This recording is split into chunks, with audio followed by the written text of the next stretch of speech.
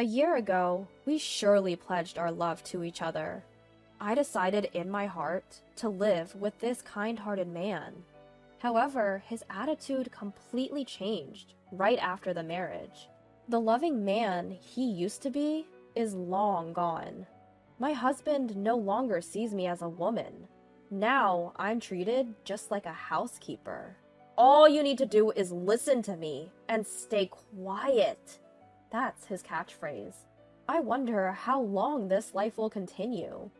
At that time, I had no way of knowing that a ray of light would shine on me. My name is Michelle Jenkins. I'm 28. I work as a secretary at my father's company while also being a housewife.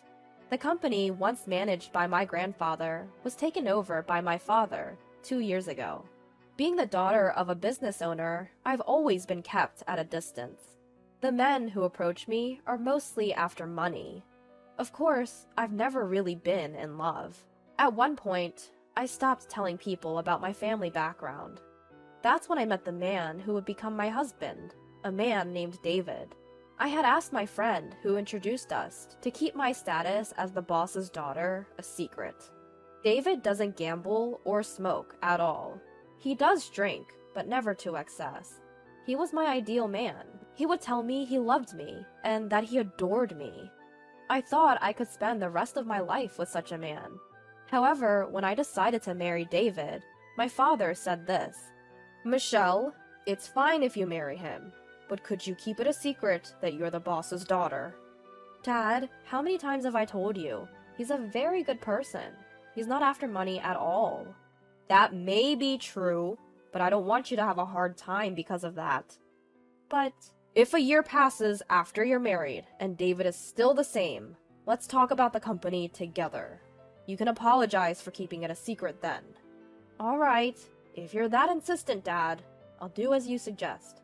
I agreed reluctantly with my father's proposition.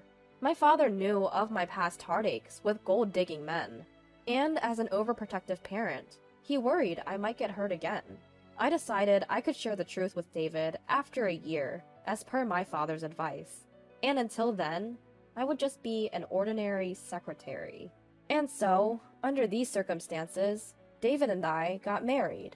Now, a year after our wedding, I still haven't revealed the truth to him. The reason is simple. He is no longer the kind man he used to be. As soon as we got married, his behavior became cold and distant. He would come home from work, already in a foul mood, and began to nitpick at the dinners I prepared. Hamburgers for dinner? Again? We're not children. Can't you think of anything else? But, David, you used to love my burgers, didn't you? I've made them countless times before. Don't talk back! You're always short on dishes. Besides the easy dishes, like salad and soup. You should be able to make at least 5 other dishes. 5 dishes? That's a lot. I have work too, you know. I can't manage that much. What? When I tell you to do something, you do it. I married you, so you should listen to what I say. I'm sorry. The warmth and kindness he used to show were gone, replaced by a coldness as harsh as ice. At the time, I only thought, he must have had a bad day. But his behavior started to get worse. By the time half a year of our marriage had passed, David had become a full-fledged tyrant. Not just about the cooking. He would complain about everything, from the way I folded the laundry to how I cleaned the house. If I tried to protest, even a bit, he would yell at me with a terrifying look on his face. Just being yelled at would have been bearable, but sometimes he would even throw the meals I made into the trash. A year after our wedding, his tyrannical behavior hasn't changed, and if anything, it's getting worse. Just the other day, I was delayed at work and didn't get home until after 7 p.m. As soon as I said, "I'm home," he started yelling. "You're late! What time do you think it is?" I'm sorry. Work just got a bit out of hand. I'll start on dinner right away." Work got out of hand? A mere secretary like you don't have that much work to warrant staying late. But I really did. I'm handling some accounting tasks too, so there's a lot to process. Don't talk back to me. It's unthinkable for a woman to come home later than her husband. Next time, if you come back later than me, you're quitting your job. That's not fair. From fear of David, I couldn't talk back. Looking back, I wonder if I should have left him sooner. But I was pushing against the worry of my parents when I married. I couldn't reveal the truth. I didn't want to sadden my mom and dad. So I silently bore it, all by myself. Then one day at work, during a break, my father called me into the reception room. I often went in and out of the reception room because I often assisted my father as a secretary. As I entered, my father was already inside. "What's up?" I asked. My father, looking pleased, replied, "It's been a year since you got married to David, right? I think it's about time you told him the truth, as promised." "Oh, yeah, we had that agreement." "Is something wrong? You don't seem happy. Didn't you say that David wasn't after the money?" "Well, yes, but it's just, right now, it's a bit..." Seeing my troubled expression, my father smiled and tried to comfort me, patting my shoulder. "Did you have a fight with David?" "Well, you're both young and newlywed. I guess it's inevitable. My wife and I also had our fair share of arguments back in the day, but look at us now, still happily together. I'm sure you'll be okay, Michelle." "It's not exactly a fight." "Don't worry, everything will be alright. I mean, every couple has their share of arguments, right?" "Well, I suppose you're right." "Anything else bothering you?" "No, nothing really. I'm okay, but I guess I want to wait for things to settle down a bit before I talk to him." "Ha! Well, don't let it get you down too much. A little marital spat is pretty common." It seemed my father thought we were just having a minor argument. To avoid worrying my parents, I hadn't consulted them about my husband up until now. Because of this, my father seemed to believe things were going well between us. "Well, you better make up with David soon." Saying that, my father left the room. Left alone in the room, I was choked with emotions I didn't know how to deal with. I had married David despite my parents' concerns. I absolutely couldn't tell my father about the deteriorating relationship between David and me. But sooner or later, I'd have to talk about it or risk arousing suspicion. To prevent my father from becoming suspicious, I had to maintain my relationship with my husband, somehow. And if possible, I wanted to steer our relationship in a positive direction. That night, I came home on time to talk with David, waiting for him to return. Just as I finished making dinner, he came home. I immediately broached the subject with him. "David, there's something I want to talk about." "Huh? I'm tired, you know." "It's important. Look, we're married, right? I want our relationship to be equal and enjoy our lives together every day." "Equal? Huh? What are you talking about? There's no way you and I are equal." My husband grabbed my hair, yanking it up harshly. "Ouch!" I couldn't help but cry out, but he didn't let go. As if mocking my wincing face, he slowly opened his mouth. "Listen well. I'm the one who did you the favor of marrying you. Be grateful that I deigned to marry a plain and useless woman like you." "Did me the favor? David, didn't you say you loved me?" "Don't make me laugh. I just pretended to like you because you seemed obedient and would be a handy housekeeper." That's not true. You just need to be quiet and listen to me, housekeeper." With these words, he yanked my hair towards his face. From that day on, I gave up hoping. There was no chance of us being equals. And I didn't want to worry my parents, nor could I get a divorce. My appetite dwindled day by day, and I ended up just living with my roommate, my husband. Then one day, while living such a life, I woke up feeling completely exhausted. My head hurts, and I feel a chill. When I took my temperature, it was a whopping 104 degrees Fahrenheit. I forced my aching body to sit up and called out to my husband. "David, I'm sorry, I don't think I can make breakfast today." "What? Why not?" I've got a fever of 104. I'm in so much pain. Can I just stay in bed for the day? At this, my husband let out a long sigh and yelled, slacking off chores because of a stupid fever. Get to work, you good-for-nothing. But please forgive me. I'm really sick. Shut up! Stop making excuses. You're just a housemaid. Don't you dare defy your master. Please, just for today, I'm begging you. He clicked his tongue loudly, swung the door open with a bang, and left the room. Next thing I knew, my hands were shaking, and my body was trembling uncontrollably. I finally realized just how close to the edge I was being pushed. If I continue like this, I'll break down, for real. Continuing to live like this, it'll drive me mad, body and soul. I need to do something, but what can I do? I want to think of a way out, but my fever is making my head heavy, and I can't think straight. Maybe it was because I've been on edge for so long, but I fell back asleep. Several hours later, I was awakened by my husband's raging voice. Hey! Didn't I tell you to wake up, you dumb woman? Huh? David. Outside the window, it was already dark. My fever had gone down a lot, but my body was still heavy, and a faint headache lingered. Despite my state, he vented his anger. I called you multiple times. What are you doing sleeping? Called? I sent you a text saying I'm bringing my boss home, prepare drinks and snacks. Didn't I?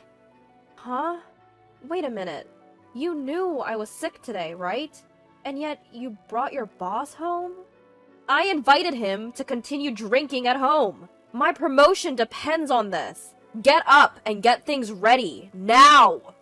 No, I can't. I'm still in my pajamas, and I'm not feeling well at all. Shut up! Just get out here, now! As he yanked me by the arm and forced me to stand in the kitchen, my husband then hurried back to his boss, who was likely waiting at the entrance. Sorry to keep you waiting. Please, come on in. From the entrance, I could hear my husband speaking cheerily. Are you sure this is okay? This late? I'm sure your wife wouldn't appreciate. That's what I've been saying. I don't have a wife, just a housemaid. A housemaid? Sort of like a maid wife, you could say. But please, don't mind. As he said this, my husband led his boss into the living room. I was in my pajamas, without any makeup, so I bowed my head in embarrassment. Nice to meet you. My husband is always telling me about you. I apologize for my appearance. Ah, I'm the section chief, Mr. Smith. I'm sorry for intruding so suddenly. Please, don't mind me. I'll prepare something right away. As I returned to the kitchen, hiding my face, my husband let out a tirade. Hey! Get a move on and make something! You're absolutely useless! I'm sorry. Just wait a little bit longer. Instead of opening your mouth, move your hands! Despite the section chief taking the time to visit, how much more do you need to embarrass yourself before you're satisfied? Huh? I'm sorry. Sorry about this, Mr. Smith. Our maid is really quite useless. The section chief sat quietly, his face slightly contorted. Even as I prepared and brought over the drinks and snacks, my husband kept making snide remarks like, "You're really useless." When my husband went to the bathroom, Section Chief Smith started to speak. Excuse me. There was no way I could ignore him. Although I was flustered, I responded. Yes, is there something you need? You're the daughter of CEO Allen, aren't you? My maiden name was Allen. He was referring to CEO Allen, my father. What? How did you... I had previously visited your father's company regarding a business deal. You served me tea then, didn't you? Wait, you were from that time? I usually attended all interactions with our business partners. Each time I served tea and was introduced as the daughter of Mr. Allen. And Smith, he was one of those people. I was informed that David's workplace had become a client of my father's company, but I had not yet told my father that David was working at Smith's company.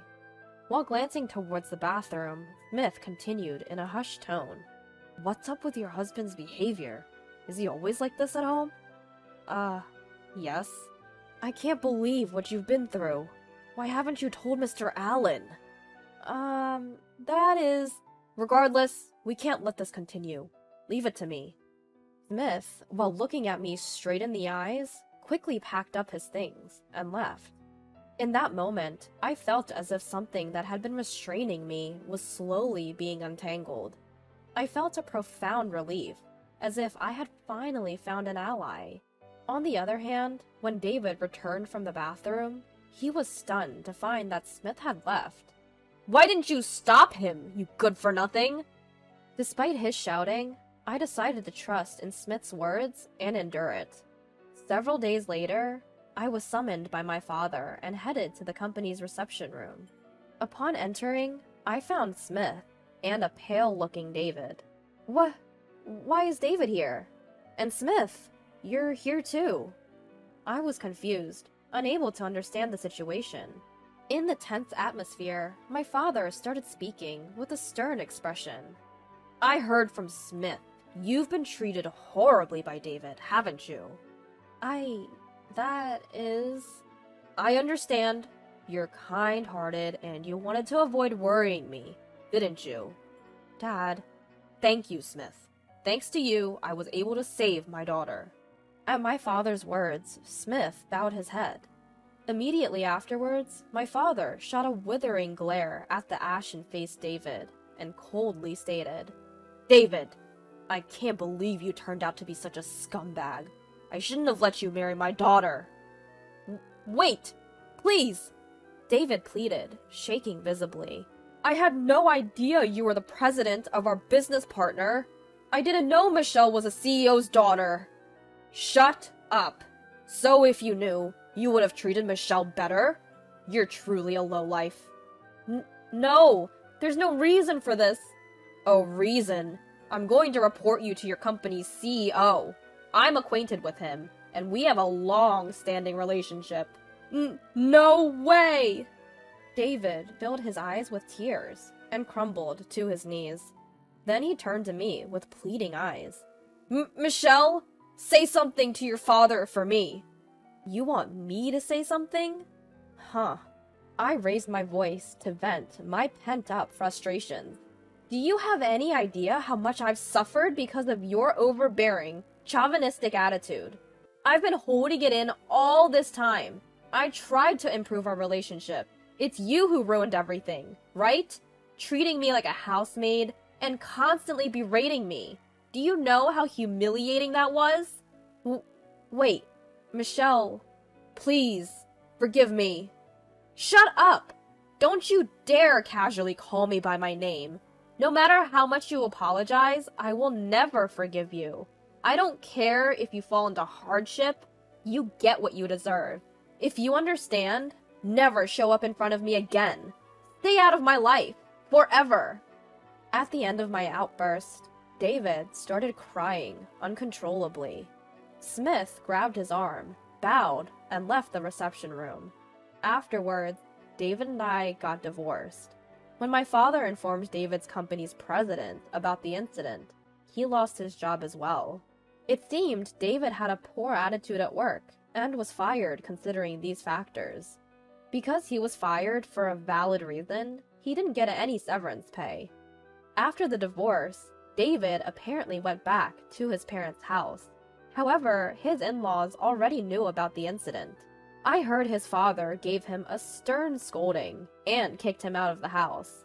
Now, he seems to be working day and night at a factory where he can live in. He probably doesn't have much of a cushion since he has to make alimony payments to me. On the other hand, after the divorce, I moved back to my parents' house. Now, I've completely recovered and am focusing on my job.